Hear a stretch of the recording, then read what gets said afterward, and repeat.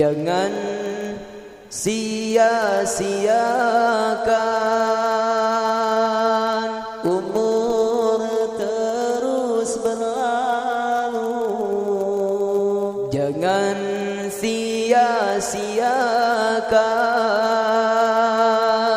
umur terus berlalu tanpa membuat bekal untuk masa hadapan.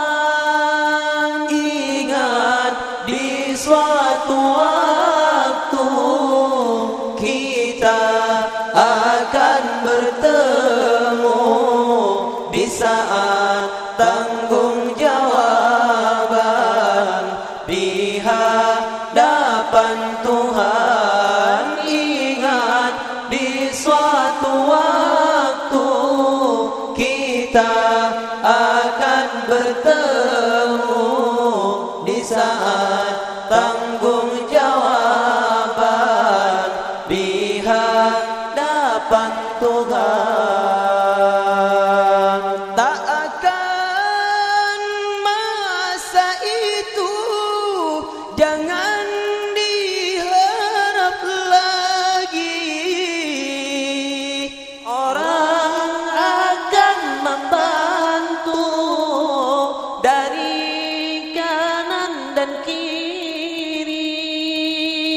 Tak akan masa itu jangan diharap lagi.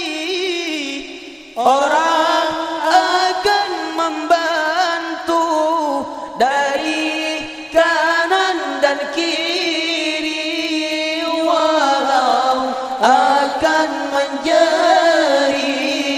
terasa petang dan pagi, tak ada orang membantu selain amal sendiri. Walau akan menjerit terasa petang dan pagi, tak ada orang membantu selain amal sendiri.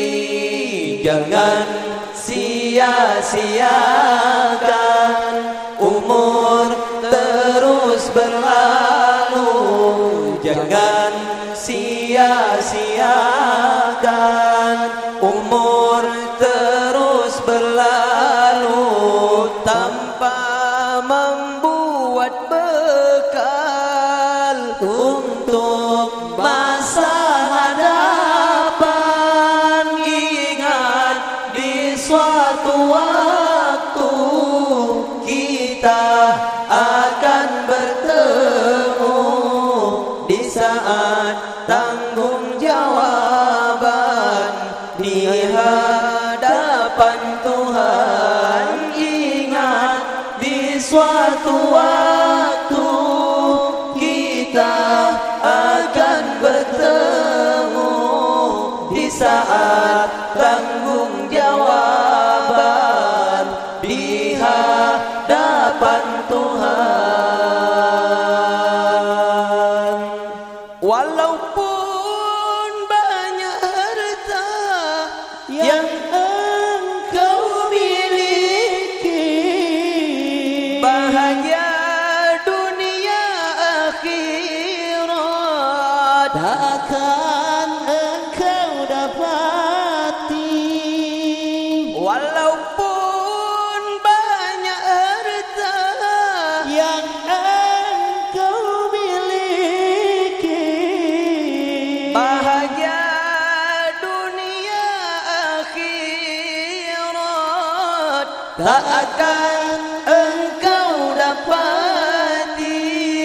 Hanya ilmu dan amal serta hati yang suci, pangkal kebahagiaan.